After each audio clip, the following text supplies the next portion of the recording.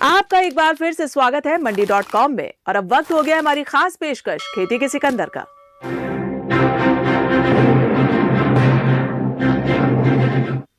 भविष्य में लंबे समय तक जैविक खेती से ही ये मुमकिन है कि निरंतर पैदावार मिल सके और बाजार में बेहतर भाव भी मिले। आज हम मंडी.com की इस रिपोर्ट में इस पर विस्तार से चर्चा करेंगे।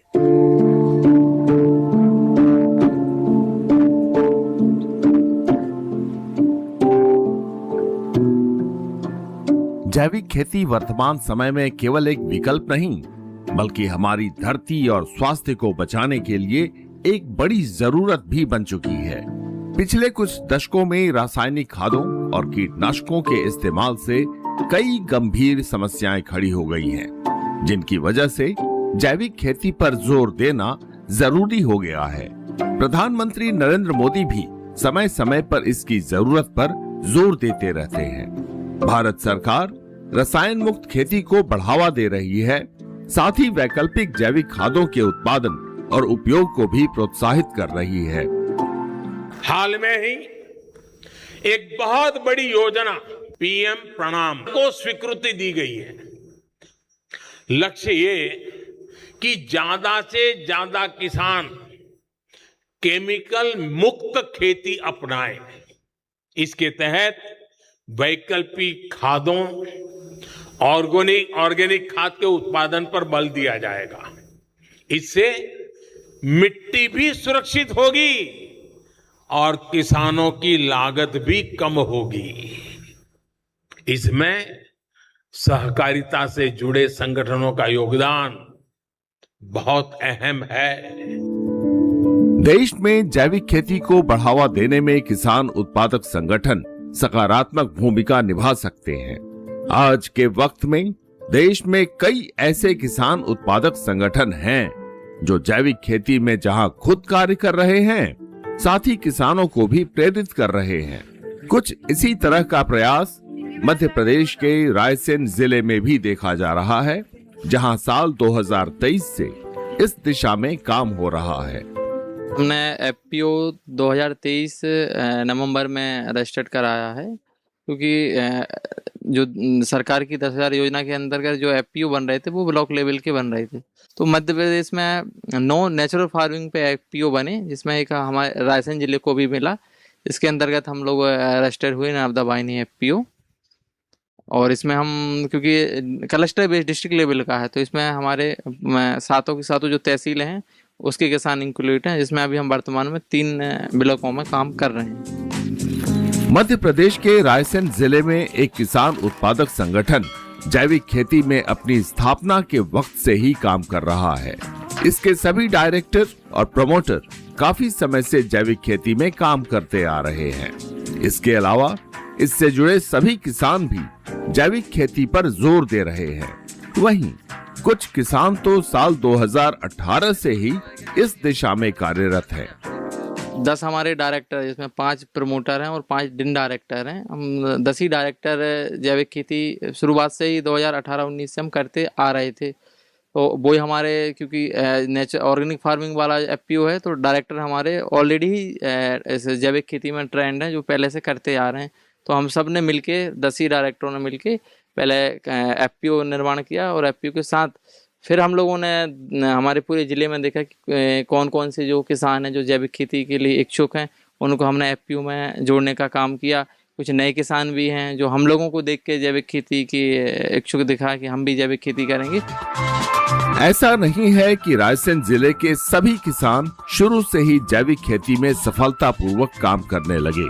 उनके रास्ते में कठिनाइयां भी आईं। खेती में मन माफिक सफलता नहीं मिली तो मन छोटा हो गया। इसके बावजूद यहाँ के किसान डटे रहे, जैविक खेती करते रहे, जिसका नतीजा भी अच्छा आने लगा। जैसे ही सफलता मिलने लगी, हौसला बढ़ने लगा, जिससे मेहनत का उत्साह भी कई गुना बढ़ गया। पहले हम केमिकल वाली खेती करते थे। 10 साल पहले हमारे बेटा ने ऑर्गेनिक खेती कराई। हमने 4-5 साल ऐसी ऑर्गेनिक खेती की। 2 साल बहुत घाटो लगा साहब। पहले साल तो कुछ नहीं निकला, 2 फल लगे चनों में। गाँव को ने बहुत मजाक भी उड़ा, कच्ची नहीं निकले साहब। फिर दूसरी साल थोड़ी फायदा भाई, तीसरी साल अच्छी फायदा भाई।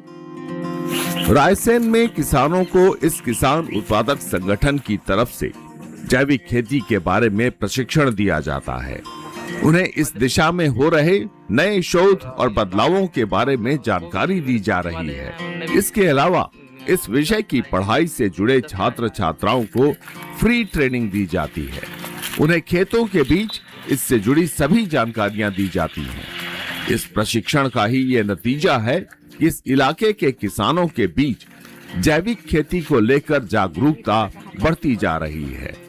हम यहाँ एफपीओ के अंतर्गत किसानों को ट्रेनिंग देते हैं, उनको बताते हैं कि ऑर्गेनिक फार्मिंग से वो कैसे ज़्यादा अर्निंग कर सकते हैं। हम यहाँ कॉलेज स्टूडेंट्स को भी ट्रेनिंग देते हैं। मल्टी लेयर फार्मिंग का भी हम लोगों ने लास्ट ईयर उनको ट्रेनिंग दी थी। साथ ही ACABC के अंतर्गत जो भारत सरकार की जो स्कीम है उसके अंतर्गत भी यहाँ पे हैंड्स ऑन और विजिटेशन करवाया जाता है। एक वक्त था जब अधिकांश किसान जैविक खेती पर निर्भर रहते थे। एक बार फिर जैविक खेती की ओर झुकाव बढ़ने लगा है, तो ऐसे में किसानों को इसके फायदे समझाए जा रहे हैं। उन्हें बताया जा रहा है कि रासायनिक खादों के मुकाबले जैविक खेती उनके लिए फायदेमंद साबित हो सकती है, उनकी आमदनी बेहतर हो सकती है। इसके अलावा उन्हें पारंपरिक फसल लगाने की जगह औषधीय फसल लगाने के लिए भी प्रोत्साहित किया जाता है, जिसका बाजार में अच्छा भाव मिल जाता है। ट्रेनिंग के साथ साथ हम किसानों को ऑर्गेनिक फार्मिंग में ये भी बताते हैं कि उनकी जो आमदनी है वो कैसे बेहतर हो सकती है। जो कन्वेंशनल अगर वो गेहूं लगाते हैं, उससे अगर वो अश्वगंधा या चिया सीड इन सब पे अगर स्विच करते हैं तो उनकी आमदनी और ज्यादा बेहतर हो जाती है। मध्य प्रदेश के रायसेन जिले में किसानों को जैविक खेती करने के फायदे दिखाई दे रहे हैं। इन नतीजों को देखकर किसान उत्पादक संगठन ने एक और पहल की है। वो पहल ये है कि पारंपरिक फसलों में जैविक खेती के अलावा जैविक मसालों के साथ साथ जड़ी बूटियों के उत्पादन पर खास तवज्जो दी जा रही है।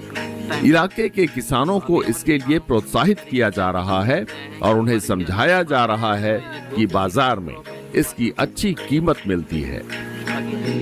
वर्तमान में सर हम लोग ऑर्गेनिक मसाले एवं ऑर्गेनिक जड़ी बूटियों पे विशेष रूप से ध्यान देते हैं एवं वही मटेरियल प्रोक्योर करते हैं। साथ साथ में हम लोग किसानों को ये ट्रेनिंग प्रोवाइड करके कॉन्ट्रैक्ट फार्मिंग भी करवाते हैं ताकि हमको ऑर्गेनिक मटेरियल आसानी से उपलब्ध हो सके।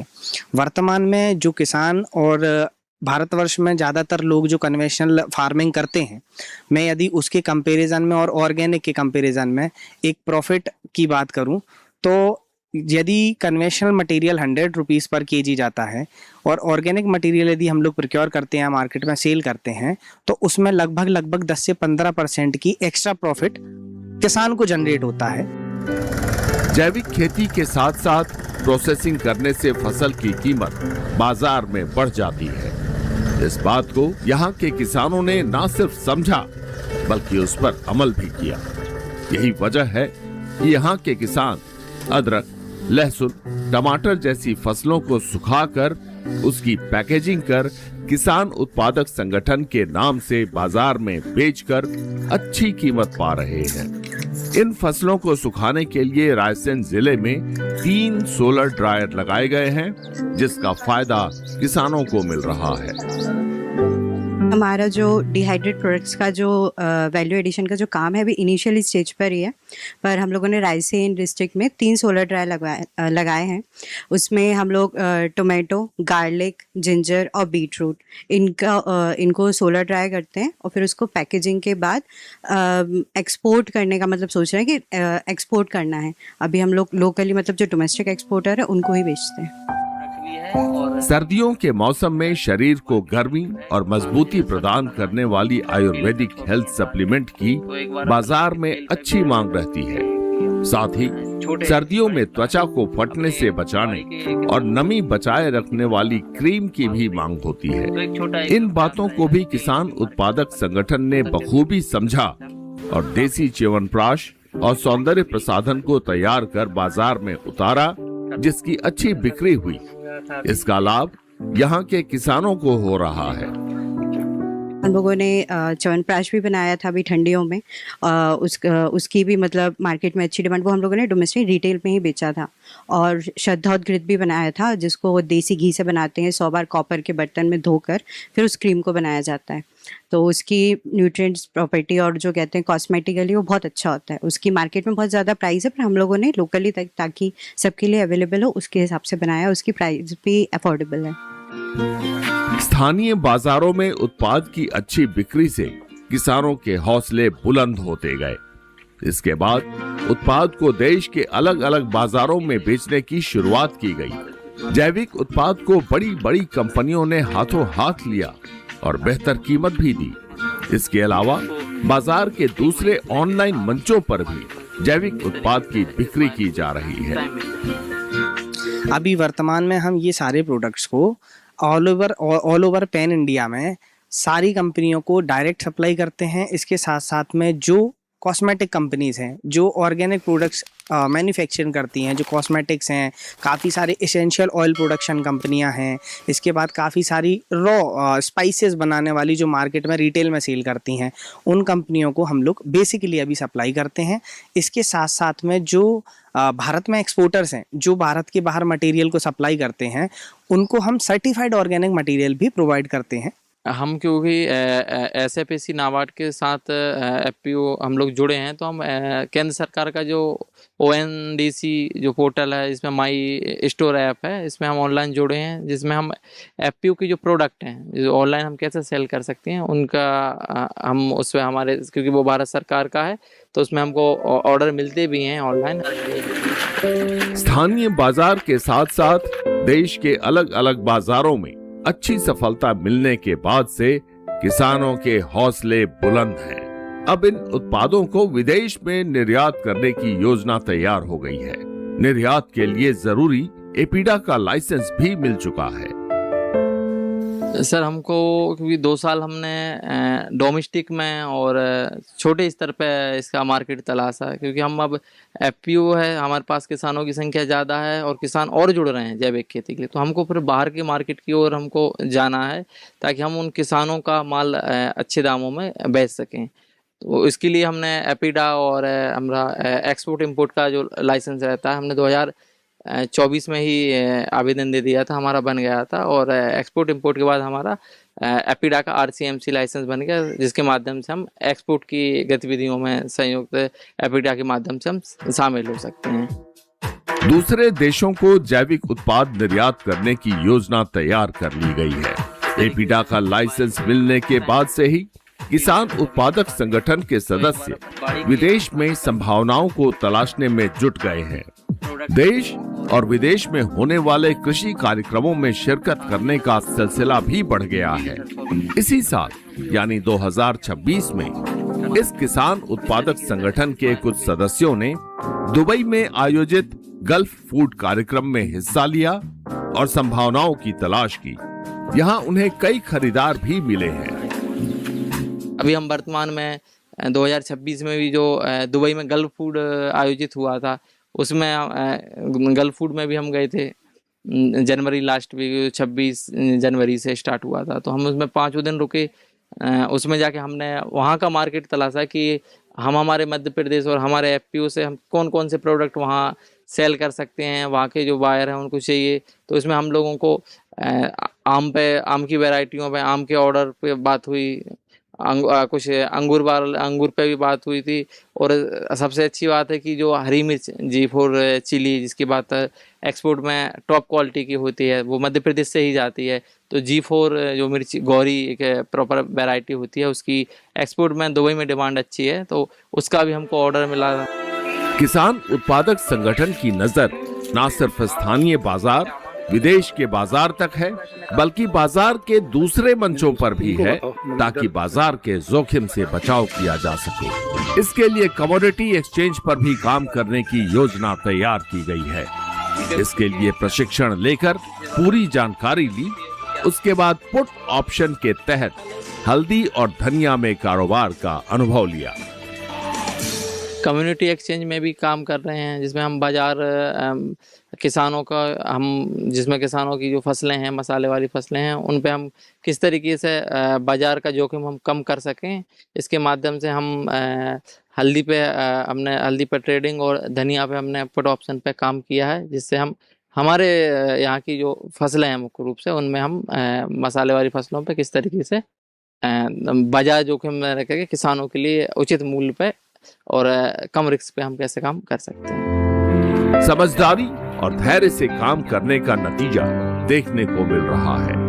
वक्त बीतने के साथ साथ कंपनी के टर्नओवर में इजाफा हो रहा है।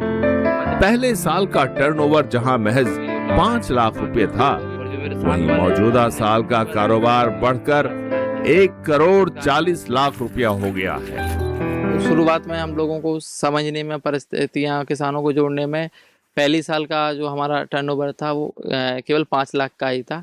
फिर दूसरी साल जो पहली साल का 23-24 का 5 लाख था। फिर 24-25 में हमने थोड़ा और काम किया उस चीज़ में, तो हमारा 34 लाख टर्नओवर रहा। उसके साथ अभी जो हम वर्तमान में जो कर रहे हैं, इसमें हम 1,40,00,000 का टर्नओवर हमारा हो चुका है। इसमें हम रनिंग में अभी हम कर रहे हैं।